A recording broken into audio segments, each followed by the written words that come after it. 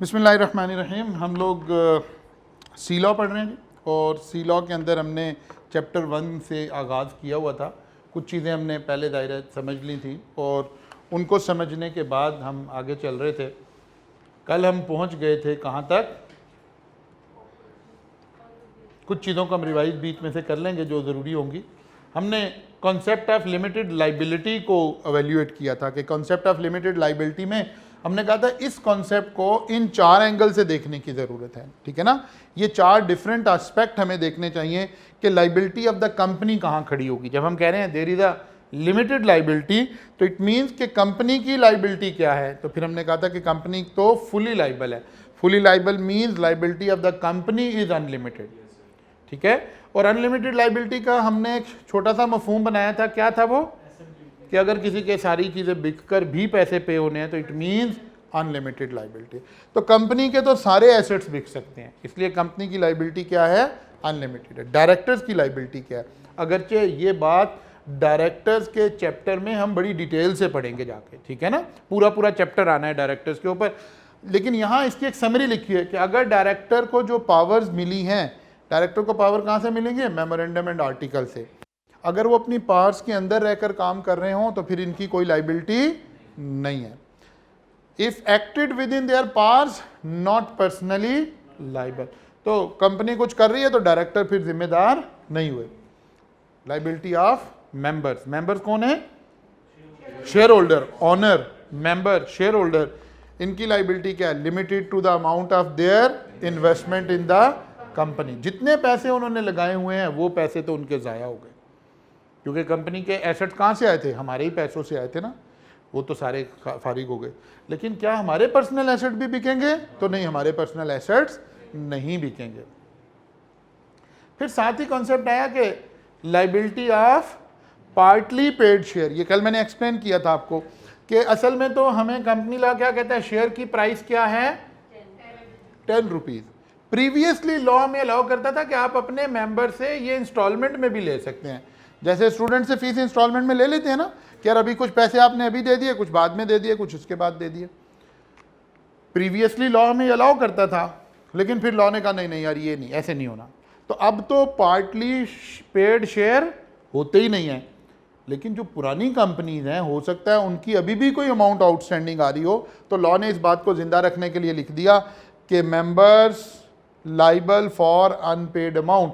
अगर इस 10 रुपीज़ में से 8 रुपीज़ आगे हुए हैं डिफरेंट इंस्टॉलमेंट में, तो 2 रुपीज़ हम उनसे मांगेंगे कि जनाब 2 रुपीज़ निकालें, लोगों की लाइबिलिटीज हमने पे करनी है। ठीक होगी ना बात? अच्छा जी, फिर हमने कल कंपनीज एक्ट 2017 को देखा और फिर पिछले सारे लॉज को कैसे जिंदा रखना है उसके लिए हमने लफ्ज़ क्या यूज़ कर दिया? Company law. इसका मतलब है अगर हम कहीं लफ्ज़ यूज़ करें कंपनी लॉ तो इसका मतलब वो पिछले सारे लॉज जो एक्ट से पहले वाले थे। और जब हम इसकी बात करेंगे तो फिर लिखा करेंगे कंपनीज एक्ट 2017, और ये हमने ऐसे ही लिखना होता है, लाइक कंपनीज एक्ट 2017। यही लॉ को लिखने का तरीका है जी। असल में ऐसे ही है।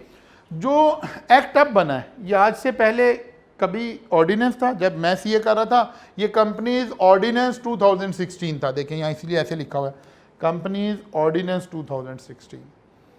उससे बाद जब हमने इसको बनाया फिर हमने इसको एक्ट में कन्वर्ट कर दिया। ठीक है, इस तरह से जब एक्ट था, जब लॉ था, उसी तरह से ही हमने एक्ट और लॉ के फ़र्क को तो समझ लिया था, मेरा ख्याल है समझ लिया था ना। कब एक्ट लिखा होगा और कब ऑर्डिनेंस लिखा होगा? आपको पता है लॉ बनाने के लिए हमारे मुल्क में 2 ऑप्शन हैं गवर्नमेंट के पास। एक है कि कोई लॉ बनाकर नेशनल असम्बली में पेश किया जाए, वहाँ से वो पास हो जाए, फिर सेनेट में चला जाए, वहाँ से वो पास हो जाए, फिर हम उसे प्रेसिडेंट को भेज दें, प्रेसिडेंट में को अगर उस पर कोई एतराज़ नहीं वो इसको साइन करके ऑफिशियल गज़ट में अनाउंस कर दे। अगर ये तीनों काम हुए हैं तो फिर उसके साथ एक्ट लिखा जाएगा। अब ये कानून बन गया है, एक्ट बन गया है, परमानेंटली बन गया है। और अगर मुल्क में हालात कोई ऐसे हैं कि कोई इमरजेंसी है, ये गवर्नमेंट को पता है यार यहाँ मेरी अक्सरियत नहीं है और मुझे कानून फ़िलहाल चाहिए, तो वो डायरेक्ट प्रेसिडेंट को कहती है कि आप एक ऑर्डिनेंस जारी करते हैं। ठीक है ना। तो प्रेसिडेंट के पास ये इख्तियार होता है, वो उसे ऑर्डिनेंस जारी कर दे, फिर हम उस ऑर्डिनेंस को रिन्यू करते जाते हैं। तो जब लफ्ज़ ऑर्डिनेंस लिखा हुआ है, इसका मतलब है उस दौर में हमने इस तरह से ये कानून बनाया था, ठीक है। और जब एक्ट लिखा हुआ है, इसका मतलब है पूरा लीगल प्रोसीजर अप्लाई हुआ है। मतलब जी, जो फाइनेंस ऑर्डिनेंसेस के अलावा जो बाकी ऑर्डिनेंसेस होते हैं ना, ये 120 दिन में एक्सपायर हो जाते हैं, या असेंबली इसको पास करें, ठीक है ना, वरना ये एक्सपायर हो जाती है, ठीक है। ये जो फाइनेंस एक्ट वगैरह होते हैं ना, जैसे जब हम कहते हैं ना बजट पास हो गया जी, बजट अप्रूव, इसका मतलब असेंबली ने अप्रूवल दे दिया, लेकिन अप्रूवल देकर क्या एक्ट बना दिया है? तो बाद दफ़ा हमने एक्ट नहीं बनाया हुआ होता। जैसे आपने कैफ 2 पढ़ लिया कि नहीं पढ़ा? पढ़ लिया, पक्की बात है। तो फिर ये सवाल मेरे से क्यों पूछ रहे हो? वहां भी तो पैसे दिए हुए थे टीचर पर हैं। कंपनी वहां income tax ordinance 2001, sale tax act, बात समझ आ रही है? वहां भी ऐसे ही था कि जो सेल टैक्स है वो हमने एक दफा बना लिया, कंप्रीहेंसिव बनाकर एक्ट में कन्वर्ट कर लिया था, लेकिन जो इनकम टैक्स है वो हमारा आज भी एक्ट नहीं है बल्कि ऑर्डिनेंस है, इनकम टैक्स ऑर्डिनेंस 2000। तो ये कवानीन ऐसे ही चल रही है, बात समझ रही है ना, इसमें कोई परेशानी वाली बात नहीं है। हाँ, परेशानी ये हमें पता होना चाहिए कि यार लफ्ज़ एक्ट, ये बड़ा अच्छा मुझे लगा कि किसी बच्चे ने बात पूछ ली है कि यार ये वाली बात में क्यों ऐसा हो रहा है, कभी एक्ट लिख देते हैं, कभी ऑर्डिनेंस लिख देते हैं। फिर जी हमने कल डिफाइन किया बॉडी कॉरपोरेट। बॉडी कॉरपोरेट असल में हम कहना क्या चाह रहे हैं कि कौन से इदारे जिनकी सेपरेट लीगल एंटिटी होगी, उसको हम क्या कह रहे हैं? Body corporate. तो जाहिर है सबसे पहली एग्जांपल, बेस्ट एग्जांपल कौन सी है? वो तमाम कंपनीज जो हमारे मुल्क में बनी हुई हैं, क्योंकि तमाम कंपनीज अभी हम पढ़ कर आए हैं ये क्या है? सेपरेट लीगल एंटिटी हैं। इसीलिए body corporate includes a company incorporated under companies act 2017 और कंपनी लॉ, यानी नए कानून के तहत बनी हो या पुराने कानून के तहत बने। Number 2, a company incorporated outside Pakistan or a body corporate declared as body corporate in the relevant statute। हमने कोशिश करनी है कि लॉ से हमारी थोड़ी सी दोस्ती हो जाए, थोड़ा सा हमें पढ़ने की सेंस समझ आ जाए। ये देखिए, ये हमने एक पॉइंट लिखा, इसके अलावा इसको पंक्चुएशन में हम क्या कहते हैं? फिर ये दूसरा पॉइंट आ गया, इसके दरमियान यहाँ क्या लिखा हुआ है, और फिर ये आ गया। अगर मैं यहाँ एंड लिख देता ना, यहाँ एंड लिख देता तो इसका मतलब था ये प्लस ये प्लस ये, तीनों कंडीशन पूरी होनी ज़रूरी है। अगर मैंने यहाँ ये 5 पॉइंट होते तो मैंने चौथे पॉइंट में जाके और लिखना था, तो ये और असल में सबके दरमियान आ जाता है। जब ऐसे पॉइंट लिखे हुए ना लॉ में 1 2 3 4 5 6 बातें लिखी हुई हैं, लास्ट से पिछले वाली के साथ और लगाया तो इसका मतलब है इन 6 में से कोई एक भी कंडीशन पूरी होगी तो आप एलिजिबल हो जाओगे ये काम करने के, और अगर एंड लगा दिया तो 6 की 6 पूरी होंगी तो फिर आप एलिजिबल होगे। इसका मतलब है हम ऊपर कह रहे थे कि बॉडी कॉरपोरेट, फिर हमने यहाँ और लगाया, इसका मतलब है खाली इसकी बुनियाद पर कॉरपोरेट होता है, खाली इसकी बुनियाद पर हो सकती है, खाली इसकी बुनियाद पर हो सकती है, ठीक है ना। ऐसे हमें थोड़ी थोड़ी सी सेंस भी डेवलप होनी चाहिए। फिर हमने कहा जी 3 चीज़ें तो ये हैं जो क्या है, बॉडी कॉरपोरेट हैं। एग्जाम्पल के लिए हमने आई कैप की एग्जाम्पल ले ली थी, स्टेट बैंक की एग्जाम्पल ले ली थी, बट डज नॉट इंक्लूड। उन्होंने कहा कोऑपरेटिव सोसाइटी जो है ना, ये कभी भी सेपरेट लीगल एंटिटी तस्वुर नहीं होगी। और इसी तरह से अगर कोई ऐसा इदारा हो जिसको उसकी मिनिस्ट्री कह दे कि ये कॉरपोरेट नहीं होगी, बॉडी कॉरपोरेट नहीं होगी, तो फिर वो भी कंसिडर नहीं हो रही होगी। ओके, फिर ये उसकी हमने एग्जांपल्स ले ली थी। फिर हम आगे चले जी टाइप ऑफ कंपनीज। हमने कहा यार कंपनीज को हम बहुत सारे तरीकों से डिवाइड करते जाएंगे, लेकिन अभी 3 बातें कर रहे थे, on the basis of shares, on the basis of control. तो फिर हम आगे चले, हमने on the basis of shares को कल एक्सप्लेन किया। प्राइवेट कंपनी और पब्लिक कंपनी, 2 कैटेगरीज बनाई। ये कैटेगरीज किस बेसिस पर हैं? शेयर्स की बेसिस पर है। प्राइवेट कंपनी किसको कहते हैं? एक ऐसी company which restrict the right to transfer share. और हमने एक्सप्लेन किया था कि रिस्ट्रिक्ट का मतलब क्या है, क्या कोई कंडीशन होगी, ठीक है ना, मना नहीं है, हतमी पाबंदी नहीं है, बल्कि रिस्ट्रिक्शन है, कंडीशन है। Limit member to 50, prohibit invitation to public. Prohibit means कभी भी नहीं कर सकते, जब तक ये कंपनी प्राइवेट लिमिटेड में रहे ये कभी भी जनरल पब्लिक से पैसे नहीं ले सकती। प्रोहिबिट का मतलब है कभी भी नहीं कर सकती। फिर हमने कहा ये जो प्राइवेट कंपनीज है ना, दो तरह की हो सकती हैं। एक को हम कहेंगे SMC, सिंगल मेंबर कंपनी, और दूसरे को कहेंगे other than single member company या खाली प्राइवेट कंपनी। ठीक होगी बात जी। फिर हमने कहा जनाब पब्लिक कंपनी क्या है? A company which is not a private company can offer to general public. फिर हमने कहा ये दो तरह की है, लिस्टेड और अनलिस्टेड। कौन सी है? जो ऑफर कर सकती हैं, लीगली अलाउ है, लेकिन अभी उन्होंने ऑफर की नहीं है। हम 20 लोगों ने कंपनी बना ली है, लीगली हमें अलाउ है, हम चाहें तो पब्लिक के पास जाकर शेयर सेल करके पैसे ले सकते हैं, लेकिन हमने लिए नहीं है। ये बात समझ आ रहा है? ये फ़र्क समझ आ रहा है? हमें लीगली अलाउ है। लीगली किसने अलाउ करना था? SCCP ने।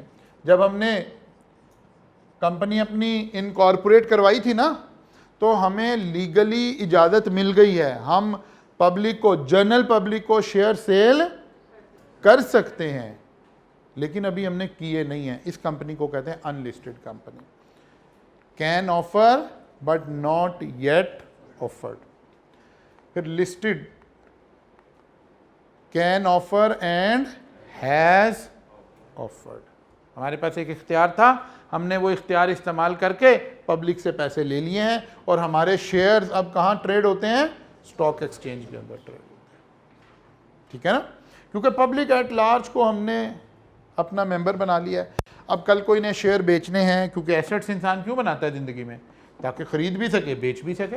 एसेट का यही करैक्टर होता है। तो शेयर भी मेरा एक एसेट है, ताकि मैं इसको बेच भी सकूं और इसको परचेज भी कर सकूं। तो हमने उसके लिए स्टॉक एक्सचेंज बना दी। यहाँ शेयर ट्रेड हो रहे हैं, शेयर की प्राइस बढ़ रही है, शेयर की प्राइस कम हो रही है। अब हमारा इससे कोई ताल्लुक नहीं है, हमारे से मुराद कंपनी का इससे डायरेक्टली कोई ताल्लुक नहीं। हाँ, हम भी बेनिफिशियरी होंगे। हम डायरेक्टर कौन है? वो भी तो मेंबर ही है ना। एक शेयर हमने कितने का लिया था?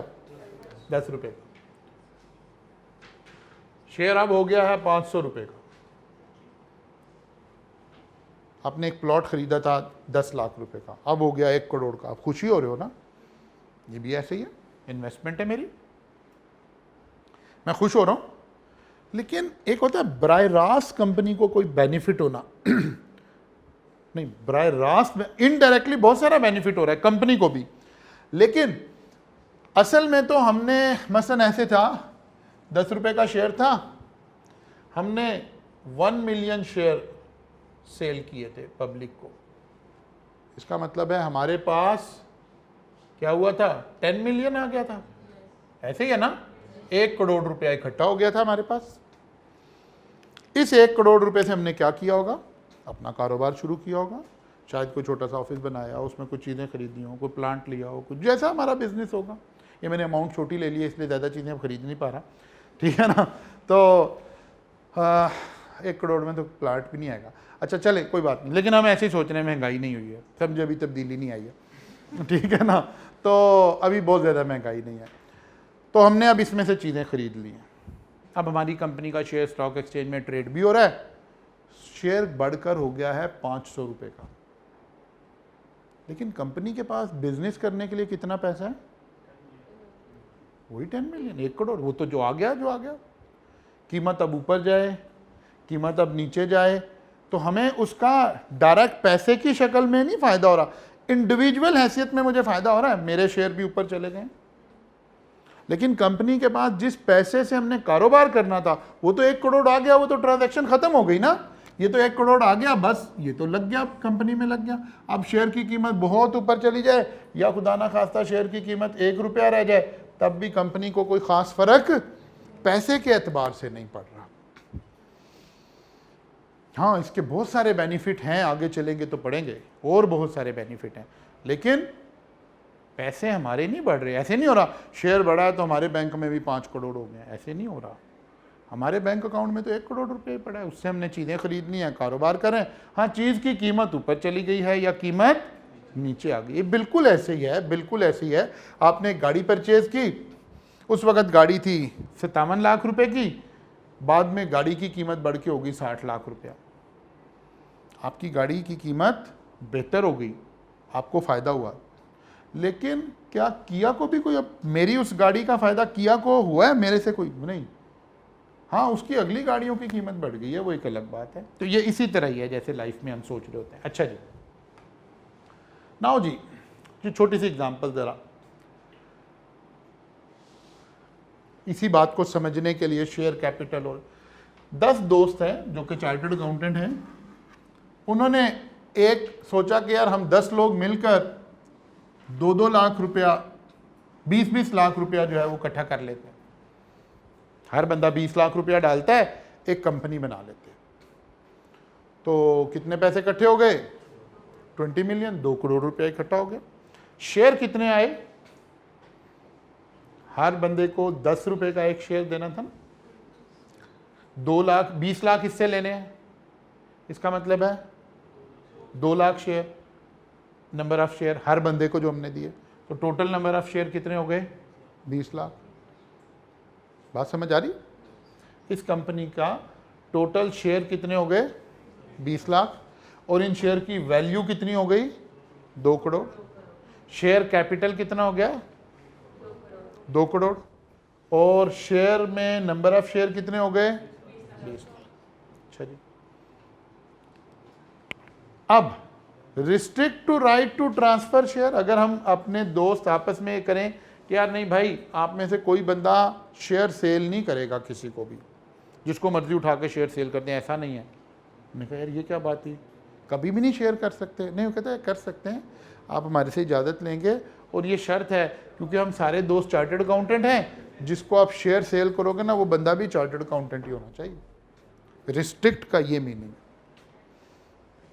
फिर वो कहता है हमने जो कंपनी बनाई है उसके अंदर लिखा हुआ है कि ज़्यादा से ज़्यादा 50 लोग इसमें शामिल हो सकते हैं, और हम कभी भी जनरल पब्लिक से पैसे नहीं मांगेंगे। तो इसका मतलब है ये जो कंपनी इन लोगों ने बनाई है ये क्या कहलाएगी? फिर private company, private limited company कहलाएगी। लेकिन अगर कंपनी बनाते वक्त हम डिसाइड कर लेते कि do not restrict right to transfer share, भाई मेरे शेयर है, मैं जिसको मर्जी सेल कर दूं, कोई लिमिट नहीं है। आज हम 10 लोग हैं, क्या 10,000 लोग इकट्ठे हो जाएं, कोई फर्क नहीं पड़ता। और अगर हम कभी पब्लिक से पैसा लेना चाहें तो बिल्कुल हम अखबार में इश्तार लगाएंगे, जो लॉ की रिक्वायरमेंट होगी उस सारे को पूरा करेंगे, पैसे इकट्ठे कर लेंगे, सारी दुनिया कर रही है। अगर हम ऐसे कंपनी बनाएंगे तो एससीसीपी कह रहा होगा भाई आपको कौन सी कंपनी बनानी पड़ेगी? Public limited. और अगर ऐसे जा रहे होंगे तो एससीसीपी हमें क्या कह रहा होगा? प्राइवेट लिमिटेड बना लें। इसका मतलब है यहीं से मूव हो रहा है हमारा सारा का सारा निज़ाम। बात समझ आ गई? अब हमने क्या किया, इनमें से एक दोस्त को, अच्छा चले आगे आगे इस यहाँ से करते हैं, एक और चीज़ ऐड कर ले फिर चलते। On the basis of liability, अभी हमने शेयर्स की बुनियाद पर कंपनी की क्लासिफिकेशन पढ़ी थी, अब हम लाइबिलिटी की बुनियाद पर बात करें। Limited by share, limited by guarantee, unlimited. फिर हमने 3 कैटेगरीज बना ली कंपनी की। अगर हम कंपनी को इस बुनियाद पर देखना चाहें, लाइबिलिटी किसकी लाइबिलिटी? मेंबर की। कंपनी की अपनी लाइबिलिटी तो अनलिमिटेड ही है ना, वो तो अभी हम डिसाइड कर रहे हैं, या मेंबर के एंगल से बात कर रहे हैं कि मेंबर की लाइबिलिटी क्या होगी? No liability in case of fully paid share. अभी हम सुबह भी डिस्कस किया हमने कि भाई अगर फुली पेड शेयर हैं, 10 रुपए का शेयर था, मैंने जितने भी शेयर लिए सारे पैसे दे दिए हुए हैं, अब मेरी कोई लाइबिलिटी नहीं है, मैं कंपनी के किसी डिफॉल्ट का लाइबल नहीं हूं, मैंने किसी कंपनी का कोई नुकसान हो गया मैंने और पैसे नहीं डालने। No liability in case of fully paid. हाँ एक बात है, liability up to unpaid amount if shares are not fully, वही अगर कोई पुरानी कंपनी, अदरवाइज तो आज के दौर में तो ऐसा हो भी नहीं सकता। अच्छा जी, guarantee limited, liability up to the amount agreed. बाद दफ़ा क्या होता है, हमें ना पब्लिक पैसे नहीं दे रही होती, हम पब्लिक का कॉन्फिडेंस बढ़ाने के लिए हम कहते हैं यार देखो, वही 10 चार्टर्ड अकाउंटेंट थे ना, अब हम जा रहे हैं पब्लिक में, हमने कहा यार देखो बात सुनो, अगर कभी कंपनी डिफॉल्ट कर गई तो हम में से हर बंदा 5 करोड़ रुपया कंट्रीब्यूट करेगा। अगर कंपनी डिफॉल्ट कर गई, लिमिटेड बाय गारंटी, अगर कंपनी डिफॉल्ट करेगी तो हमने लिख के दिया हुआ है, फिर रेगुलेटर हमें पकड़ेगा, हमारे एसेट्स को पकड़ेगा और हर एक बंदे से 5 करोड़ रुपया रिकवर कर सकता है। ऐसी कंपनी को हम कहते हैं लिमिटेड बाय गारंटी। जितनी मैं गारंटी दूंगा, ये कोई 5 करोड़ कोई फिगर नहीं है, ये 50 करोड़ हो सकती है, ये 2 लाख हो सकती है, कुछ भी हो। Liability up to the amount agreed, it may और may not have share capital. वो कहता है अगर आपने ये वाली कंपनी बनानी है ना, तो जरूरी नहीं है शेयर कैपिटल भी हो कंपनी का। शेयर कैपिटल क्या था, वो जो इनिशियल अमाउंट हमने इन्वेस्ट की थी। मसलन आपकी कंपनी कोई ऐसी है कि जिसमें कोई पैसा बहुत ज़्यादा नहीं चाहिए, स्किल्स चाहिए, शोहरत चाहिए, कोई और चीज़ है, आपने थोड़े थोड़े से पैसे लगाए और कंपनी बना ली, ठीक है ना। तो लॉ कह रहा है कि कोई ज़रूरी नहीं आप कैपिटल लाएं। असल में तो कैपिटल इसलिए ला रहे थे कि जिन लोगों का नुकसान हो जाए वो पूरा किया जा सके। अब क्योंकि आपने गारंटी दे दी है, तो अगर आपका कोई ऐसा बिजनेस है जो बगैर पैसे के ही चल सकता है तो क्या आप कर ले। ऐसी कंपनी हमने बनाई है, हम बाहर से कोई कॉन्ट्रैक्ट पकड़ेंगे, यहाँ हमने सिर्फ लोगों के साथ निगोशिएट कराना है, हमारा पैसा इन्वॉल्व नहीं होना। लेकिन कहीं लोगों का पैसा ना डूब जाए, उसके लिए क्या मिल गया, गारंटी मिल गई। वो कहते हैं ये कंपनी शेयर कैपिटल ले या ना ले, ये इसके ऊपर डिपेंडेंट है। बात समझ आ रही है। इस कंपनी का शेयर कैपिटल होना जरूरी है, क्योंकि यहां लोगों की हिफाजत किससे हो रही है, उस पैसे से जो हम लगाएंगे और उससे एसेट आएंगे, वो बिकेंगे तो लोगों का राइट्स रिजर्व होंगे। यहां कौन आ गया उसकी जगह, गारंटी आ गया। वो कहते हैं अगर आपको पैसे चाहिए आप पैसे भी रख लें, दोनों चीज़ें हो सकती हैं, शेयर कैपिटल भी हो और गारंटी भी हो, दोनों चीज़ें हो सकती हैं। लेकिन आप खाली गारंटी देना चाहते हैं, ऐसा भी हो सकता है।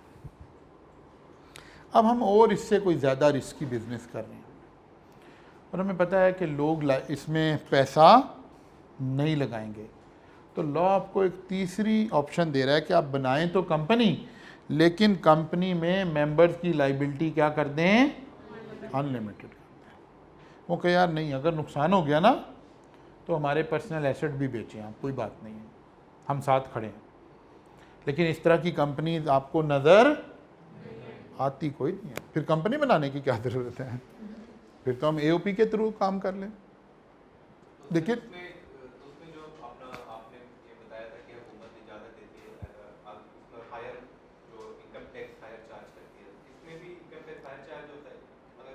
इसमें ये फ़ायदा यही होगा ना कि अगर आपने लिमिटेड लाइबिलिटी बनाई है, आप कंपनी बनाना चाहते हैं, तो फिर तो कंपनी के रेट लगेंगे। आप लोगों का कॉन्फिडेंस बढ़ाने के लिए आप कहते हैं यार हमारी मसलन आप समझे कि आप एक ना कोई ऐसी रिस्की बिजनेस वाली कोई एक कंपनी बनाना चाहते हैं, ठीक है। हम कहते हैं यार ये कंपनी ना, हमारे जो हम प्रमोटर हैं ना इसके, जो बनाने वाले हैं, हमारी लाइबिलिटी अनलिमिटेड है, आप क्यों डर रहे हो। जब कोई बंदा ये कहता है ना मेरी लाइबिलिटी अनलिमिटेड है, तो वो जो इस बिज़नेस को जानने वाले लोग हैं वो फ़ौरन समझ जाते हैं कि अच्छा यार ये कुछ तकड़े लोग हैं, ये भागने वाले लोग नहीं, ठीक है। और लेकिन जाहिर है ये कंपनीज आपको रेयरली नज़र आएंगी दुनिया में, पाकिस्तान में ही नहीं दुनिया भर में। कोई हमें चंद गिनती की एग्जाम्पल ढूंढनी पड़ेगी कि कहीं कोई एग्जाम्पल हमें ऐसी नजर आ जाए। बात समझ आ रही है जी। नहीं पीवीटी नहीं लिखा, अनलिमिटेड लिखा जाएगा, या गारंटी लिमिटेड, उसके साथ गारंटी लिमिटेड, इसके साथ इस तरह से आ रहा होगा, ठीक है। आगे चलेंगे नाम में तो फिर आएगा, नोमेनक्लेचर पढ़ेंगे तो वहाँ पहुँचेंगे तो। अच्छा जी, लिमिटेड बाय शेयर, इसको थोड़ा सा फिर एक्सप्लेन करते हैं। देखिए ज़रा, वही 10 लोग थे, उन्होंने मिलकर पैसे इकट्ठे किए, ये पैसे आ गए। अब हम इस बात को थोड़ा सा आगे लेकर जाने लगे। लायबिलिटी कितनी है? 40 मिलियन की, ठीक है। हमने टोटल एसेट सेल किए किसी कंपनी के। लायबिलिटी का मतलब है एक कंपनी ने लोगों के पैसे देने थे, कितने? 4 करोड़ रुपया, 40 मिलियन। हमने कंपनी के सारे एसेट बेचे तो कितने पैसे इकट्ठे हुए? 3 करोड़। अनपेड लायबिलिटी कितनी रह गई? 1 करोड़ रुपया, 10 मिलियन। अब लीगल स्टेटस क्या है? If the liability is limited by share, तो ये 1 करोड़ लोगों को नहीं पे होगा। कंपनी लिक्विडेट हो गई है, बैंकरप्ट हो गई है, लेकिन डायरेक्टर गाड़ियों में फिरते नज़र आएंगे, शेयर होल्डर अपनी अपनी मौज करते नज़र आएंगे, बिकॉज इस कंपनी का स्टेटस क्या था कि जो हमारे पैसे लगे हुए थे इस कंपनी में, कितने? 2 करोड़। हमारा भी डूब गया तो इनका भी डूब गया, कोई बात नहीं। लीगल स्टेटस ये बात समझ आई है? Actually this is the concept of limited liability. हमारा पैसा गया, हमारा भी डूब गया भाई 2 करोड़, आपका भी 1 करोड़ डूब गया, कोई बात नहीं है, सब्र करें, ठीक है। ऐसे अब आपको नहीं मिल सकते। ओके, अच्छा जी, लिमिटेड बाय गारंटी, वही 10 लोग आ गए। अब 2 तरह से बन सकता है, ठीक है। हमने शेयर कैपिटल हमने कोई नहीं रखा, हमारी कंपनी ऐसी थी, कॉन्ट्रैक्ट बेस काम होना था, हमने कंपनी बना ली, लेकिन लॉ को हमने क्या प्रोवाइड कर दिया? गारंटी प्रोवाइड कर दी, ठीक है। गारंटी बाय ईच पर्सन हमने कितने की दे दी? 20-20 लाख रुपए की गारंटी दे दी। पैसे हमने कंपनी में कोई नहीं लगाए, क्योंकि हमें पैसा चाहिए ही नहीं था। हमने तो कॉन्ट्रैक्ट पकड़ने थे बाहर से, यहाँ किसी को कॉन्ट्रैक्ट दे देने थे, तो पैसा हमें इस तरह चाहिए ही नहीं था कि कोई प्लांट खरीदना है, कोई फलां करना है, कोई इस तरह का पैसा हमें नहीं चाहिए था। क्योंकि लॉ ने कहा था ना कि आपका जी चाहे तो शेयर कैपिटल रख ले, जी चाहे तो शेयर कैपिटल ना रखें, तो हमने नहीं रखा हुआ। अब क्या हुआ जी? अनपेड लायबिलिटी आ गई, टोटल लायबिलिटी आ गई कितनी? 25 मिलियन की। गारंटी हमने दी हुई थी कितने की? 20 मिलियन की। अनपेड लायबिलिटी कितनी आई? 5 मिलियन। ये पैसा तो कानून हमारे से निकालेगा, क्योंकि इसकी तो हमने उन्हें गारंटी दी हुई है। लेकिन अगेन दोबारा 5 मिलियन रिकवर नहीं होगा। हमारे भी पैसे डूब गए, आपके भी पैसे डूब गए, हमारा बिजनेस डूब गया, आपके भी पैसे डूब गए। ये लीगल स्टेटस है। आखिरी चैप्टर में जाएंगे तो कुछ इस तरह की बातें पढ़ रहे होंगे। अच्छा जी, यहाँ कुछ इस तरह की छोटी छोटी, on the basis of liability, limited by share, limited by guarantee, unlimited. अब हम शेयर के एतबार से देख रहे हैं, fully paid share, no liability, और वही वाली बातें सारी दोबारा लिखी हुई हमें यहाँ पर नजर आ रही है। On the basis of control, on the basis of control, एक टर्म इस्तेमाल करेंगे हम होल्डिंग कंपनी, और एक टर्म इस्तेमाल करेंगे सब्सिडरी कंपनी, और एक टर्म इस्तेमाल करेंगे एसोसिएटेड कंपनी, होल्डिंग कंपनी। अब हम इस वक्त ये जो नाम रख रहे हैं कंपनीज का, इसकी बेसिस क्या है? इस कंपनी को कौन कंट्रोल कर रहा है, ये कंपनी किसके कंट्रोल में है? Hold majority share holding of other company. Holding company को हम पेरेंट कंपनी भी बोलेंगे। जब आप FAR 2 में पहुंचेंगे तो वहां इसको पेरेंट कंपनी भी बोलना शुरू करेंगे। अगर कोई कंपनी किसी दूसरी कंपनी के मेजॉरिटी शेयर होल्डर होल्ड करे, मींस 50% से ज़्यादा शेयर होल्ड करे, तो ये कंपनी क्या कहलाती है? Holding company. और जिसके शेयर होल्ड करे उसको सब्सिडरी कहते हैं, ठीक है। होल्डिंग कंपनी में हम क्या करें? Hold majority share holding of the other company, control composition of the board of other company. क्या मतलब? अब क्योंकि शेयर मेरे पास 50% से ज़्यादा है, तो जो भी डिसीजन होना है कंपनी में वो 50% से होना है। जब डायरेक्टर इलेक्ट होंगे तो जितने भी डायरेक्टर इलेक्ट करने हैं उसके 50% से ज़्यादा मेरे डायरेक्टर होंगे। जब वो डायरेक्टर की मीटिंग होगी उसके अंदर 50% से ज़्यादा मेरे बंदे बैठे होंगे, तो अफेक्टिवली हमारे पास कंट्रोल आ गया। इस कंपनी को अफेक्टिवली इसकी सारी पॉलिसीज़ को हम कंट्रोल कर रहे हैं, इसीलिए इसका नाम क्या रख दिया, होल्डिंग कंपनी। कि असल में तो अफेक्टिवली यही कंपनी उस कंपनी को क्या कर रही है, होल्ड कर रही है, चला रही है। अच्छा जी, majority share are held by holding company, subsidiary company. Holding company control the composition of the board, ये डिसाइड करेगी कौन आ रहे हैं बोर्ड में, ये पॉलिसीज इंप्लीमेंट करेगी, सारा मेजॉरिटी इसकी है ना, कंट्रोल इसका है, तो इसीलिए यही कंट्रोल कर रही होगी। ये कंपनी अलग है लेकिन असल में इसका सारा कंट्रोल किसके पास है, होल्डिंग कंपनी के पास है। तो ये बड़े बड़े इन्वेस्टर जो हमारे मुल्क के हैं वो इसी तरह कंपनीज बनाते हैं। mesela मियां मंशा को अगर आप देखें तो आपको तो हर सेक्टर की जो कंपनी है वो उसी की नज़र आ रही होगी। मसलन एमसीबी बैंक उसका नज़र आ रहा होगा, डीजी सीमेंट उसका नज़र आ रहा होगा, निशात मिल उसकी नज़र आ रही होगी, आदमजी इंश्योरेंस उसकी नज़र आ रही होगी। ये क्या हो रहा है, एक कंपनी बनाई है, फिर हम बाकी कंपनीज में क्या करते हैं, अपना कंट्रोल लगा देते हैं। नई कंपनी में 50% से ज़्यादा होल्डिंग अपने पास रखते हैं, बाकी पब्लिक से पैसा ले लेते हैं। ऐसे इफेक्टिवली हम उन सारी कंपनीज को, अपनी ग्रुप ऑफ कंपनीज को हम ही कंट्रोल कर रहे होते हैं, उनकी सारी डिसीजन मेकिंग हमारे कंट्रोल में होती है। ठीक है, इसको होल्डिंग एंड सब्सिडरी कंपनी बोलते हैं। एसोसिएटेड कंपनी किसे कहते हैं, वो लिखा हुआ है जी, विल डिस्कस लेटर। आगे चलेंगे तो सिलेबस के आगे जाकर हम इसको एसोसिएटेड कंपनी को भी देखेंगे। असल में कंट्रोल की बात हमने करनी है। कुछ चीज़ें होती हैं जिसके ऊपर कंट्रोल हमारा ज़्यादा होता है, कि पॉलिसी जिसका कंट्रोल है उसी की बात चल रही होती है। ठीक है, बात दफ़ा होता है कि कंट्रोल नहीं होता, इन्फ्लुएंस होता है। इस बात को थोड़ा सा समझने के लिए, मतलब आप जब आपकी एज कम थी तो आपके सारे डिसीजन मेकिंग के ऊपर कंट्रोल किसका था, पेरेंट्स का था। ठीक है ना, हम कह सकते हैं ऐसी दुनिया को कहने के लिए कि अभी भी है ठीक है ना लेकिन जैसे जैसे हम बड़े होते जाते हैं जो पेरेंटल कंट्रोल है वो थोड़ा सा रिड्यूस होना शुरू हो जाता है। कहते नहीं अब मेरा दिल कर रहा है जी सीए करना है तो मैं तो सीए करना चाह रहा हूँ, या ये काम है या ये काम है। लेकिन बात दफ़ा होता है कि कुछ लोगों का कंट्रोल तो नहीं होता लेकिन इन्फ्लुएंस बड़ा होता है।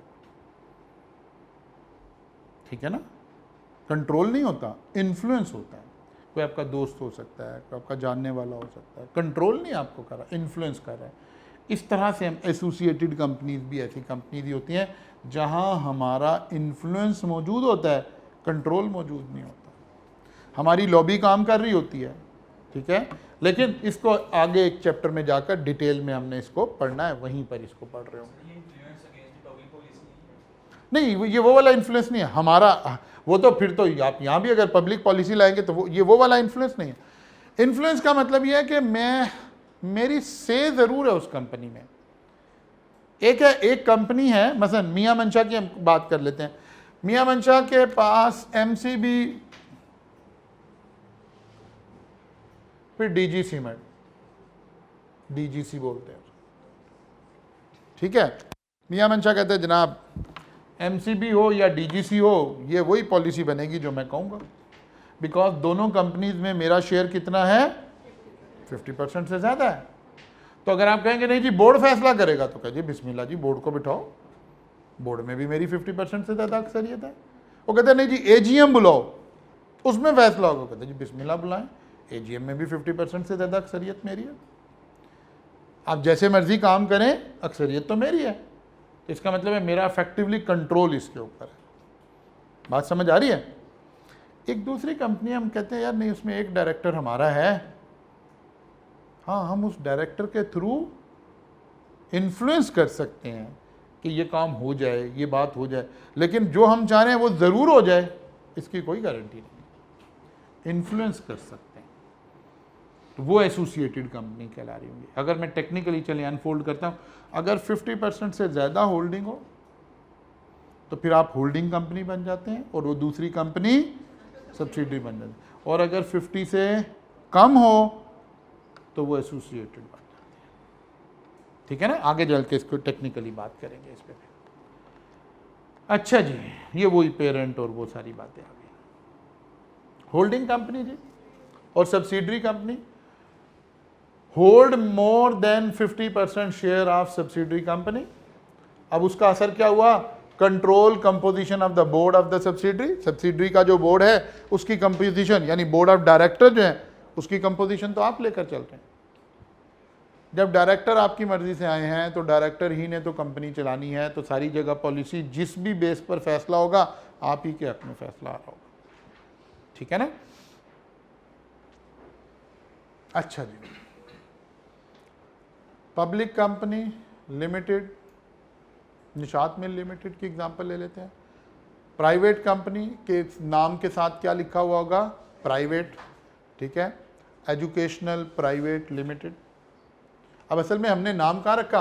अगर एक पब्लिक कंपनी है ना तो गवर्नमेंट कहती है इसके नाम के आखिर में लिमिटेड ज़रूर लिखना है। अब ये नाम हमने सेलेक्ट किया निशात मिल्स, और ये लॉ की वजह से आ गया Nishat mills limited.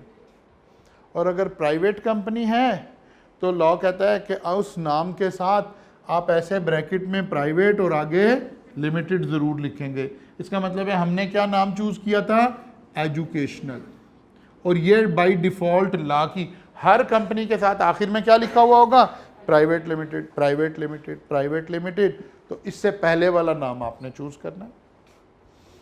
Single member के आगे क्या लिखा होगा? लॉ कहता है सिंगल मेंबर में ऐसे लिखा होगा SMC प्राइवेट ब्रैकेट क्लोज और लिमिटेड।